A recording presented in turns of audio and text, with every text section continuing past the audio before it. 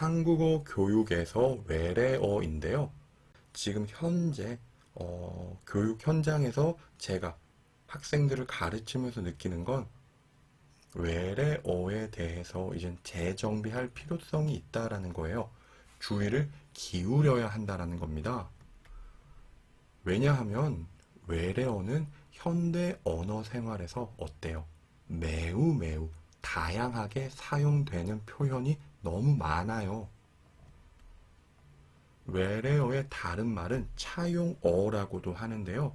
외래어를 연구한다라는 것은 많이 보이지 않을 수도 있지만 차용어라는 용어를 검색을 해보시면 관련 논문에 대한 연구가 지속적으로 꾸준히 진행되고 있어요. 보통 차용, 왜 다른 나라의 단어가 우리나라에 들어와서 사용되느냐, 그 이유에 대해서 크게 이렇게 두 가지로 분리할 수가 있는데요. 첫 번째는 지칭할 단어가 없는 상황에 필요에 의한 차용이 있습니다. 커피, 핸드폰, 카메라 이런 단어들은 어때요? 한국어로 지칭할 다른 단어가 떠오르지 않아요. 외국에서 들어온 문화, 문명이 그대로 한국에 들어올 경우에 이렇게 그 나라의 단어를 그대로 사용하는 게 바로 1번 같은 차용어, 필수 차용어라고 합니다. 다음은 지칭할 기존의 단어가 있음에도 흥미 때문에 아니면 관심 때문에 차용되는 그런 외래어들이 있는데요. 현대 언어 생활에서 대표적으로 사용되는 외래어들이 바로 이런 핑크, 레드, 블랙 같은 외국 영어에서 차용된 색채어들이 바로 이런 대표적인 2번의 외래어의 그 대표라고 할 수 있고요. 2번과 같은 외래어들을 잉여 외래어라고 해요. 그래서 보통 1번과 2번의 특징으로 외래어가 차용되는 경우가 많고요. 1번 같은 경우는 전 세계적인 현상이 대부분이에요. 그렇지만 2번 같은 경우에는 세계적으로 사용되지 않는 경우도 있고 반드시 그럴 필요가 없음에도 불구하고 차용된 외래어이기 때문에 1번과 달리 한국어 교육에 활용해야 할지에 대한 고민의 대상이 늘 되고 있어요. 자, 또 다른 한국어 교육에서 외래어의 특징 중에 하나는 앞에서 잠깐 언급했던 것처럼 한국어로 대체가 불가능한 표현들이 굉장히 많다는 거예요. 자, 커피, 콜라, 마이크 같은 건 필수 외래어의 성격을 가지고 있어요. 이건 어쩔 수 없는 세계적인 현상이기 때문에 이 표현들을 한국어만으로 바꾸기도 쉽지는 않아요. 그런데 현대 언어 생활에선 이런 필수 외래어뿐만 아니라 베이직 핑크의 아름다움, 이래서 핑크 대신 분홍의 아름다움이라는 표현이 익숙하지 않게, 자연스럽지 않게 여러분에게 들릴 건데요. 분명 잉여 외래어지만 이런 외래어들이 차용되면서 자연스럽게 사용되기 시작하면서 한국어로 대체가 불가능하기 시작한 이런 표현들이 굉장히 많은 게 지금 현재 외래어의 특징 중에 하나라고 생각할 수 있습니다. 또 이런 외래어들은 대부분 기초 어휘처럼 아주 중요한 용법을 보이는 탓에 한국어 교육의 대상이 되고 있어요. 이때 기초 어휘처럼 중요한 용법을 보인다는 것은 굉장히 많이 사용되고 있고 3번 대체가 불가능하다 이런 특징을 말하는데요.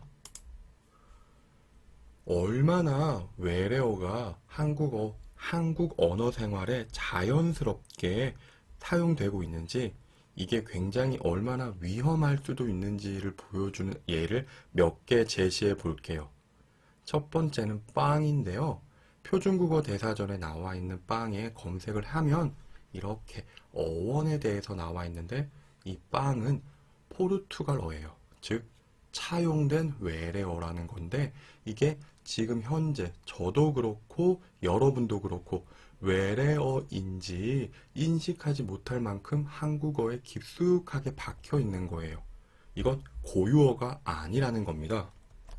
또 다른 예가 담배인데요. 담배 또한 포르투갈어에서 이렇게 차용되어 왔다라고 해요. 이것도 저희는 차용된 언어인지 차용된 단어인지 인식이 쉽지 않을 거예요. 또 가방인데요. 가방은 단순히 일본어에서 차용되었다라고 하는 게 아니라 네덜란드어에 가방이 차용되었다라고 합니다. 또 다른 예가 아르바이트고 이거는 아르바이트 하다 동사의 형태로 대체가 완전히 불가능한 그 의미를 가지고 있는데 이거는 독일어입니다. 중요한 건 이런 표현들이 현대 언어 생활에서 너무 깊숙이 박혀 있다라는 거예요. 그리고 또 한 가지는 기존에 깊숙이 박혀 있는 이러한 외래어들은 일부에 지나지 않았지만 아주 다양한 언어에서 차용될 수는 있었지만 현대 언어 생활에서는 영어가 절대적인 특징을 보이며 차용이 되고 있다라는 겁니다. 현대 언어 생활에서 외래어가 사용되는 빈도가 어떨까요? 얼마나 많을지 적을지 이거에 대한 연구가 김광혜 선생님에 의해서 진행된 바가 있는데요. 1차적으로 기초 어휘, 가장 기본적인 어휘만을 정리해 보면 명사, 한자어, 명사일 경우에 고유어, 한자어 이 정도의 비율, 외래어는 1261개 정도. 그렇게 비율이 높지는 않아요. 그런데 동사, 형용사일 경우에 외래어는 거의 사용이 되지 않을 만큼 현대 당시 연구 당시의 언어 생활에 깊숙이 자리한 그런 대상은 아니었다는 거예요. 그런데 새 연세 한국어 1급, 2급은 기초 어휘를 중심으로 구성되어집니다. 이때 기초 어휘라는 건 가장 쉽게 설명을 드리면 가장 자주 사용되고 대체가 불가능한 성격을 가진 어휘, 어휘소를 말해요. 그런 기초 어휘를 중심으로 구성되는 교과서가 1급, 2급인데요. 자, 1급과 2급에 나와서 활용되고 있는 외래어를 제가 정리했는데 이런 결과를 보이고 있어요.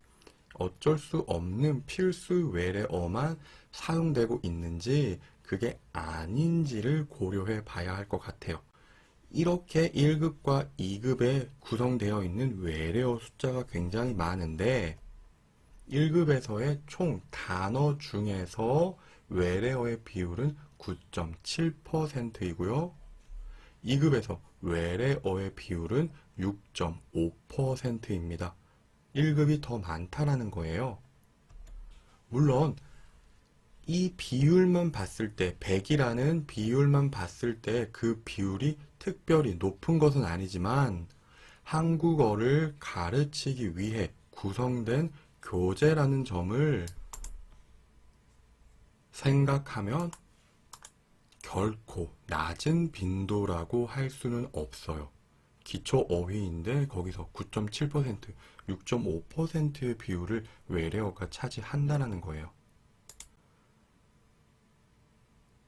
자, 여기에서 여러분들이 조금 생각을 하셨으면 좋겠는데요.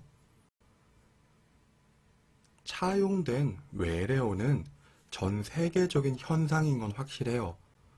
전 세계적인 현상이기 때문에 한국어 교육도 어쩔 수 없는 자연스러운 현상으로 생각하고 관련된 외래어를 교육에 활용해야 한다는 첫 번째 입장이 존재할 수 있고요. 아니다.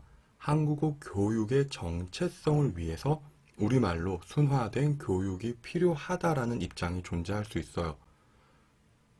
일반적으로 이번 같은 경우에는 국립국어원에서 진행하고 있는 사업, 순화어 사업이 계속 진행되고 있고요. 이 일환 중에 하나, 결과라고 할까요? 예전에는 네티즌이라는 단어를 굉장히 많이 사용했지만 요즘은 누리꾼이라는 단어로 사용되었던 외래어가 완전히 순화된 언어로 교체된 경우도 있어요. 분명 제가 여기에서 여러분들에게 드리고 싶은 말씀은 정답은 존재하지 않아요. 하지만 적어도 제 개인적인 견해에서는 다음과 같은 태도는 필요하다라고 생각을 해요. 첫 번째, 제 개인적인 견해는 기초 어휘에 아주 가깝게 사용되는 단어는 제지할 수밖에 없어요. 예를 들어서 커피, 마이크, 핸드폰, 그리고 일상 언어 생활에서 아주 많이 사용되고 컴퓨터 이런 단어들 교체, 치환이 자연스럽지가 않아요. 이걸 굳이 어색하게 치환하실 필요는 없다. 순화된 표현을 전달하실 필요는 없다라는 거예요.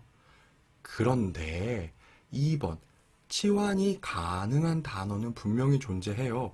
그렇다면 한국어, 고유어, 한자어로 치환된 표현을 제시하는 게 맞다라고 생각을 합니다. 예를 들어서요, 세일하다가 있고요, 할인하다가 있어요. 이 정도는 비슷한 빈도, 의미가 어느 정도 교체가 가능해요. 그렇다면 저는 할인하다를 우선으로 제시하는 게 맞다고 생각해요.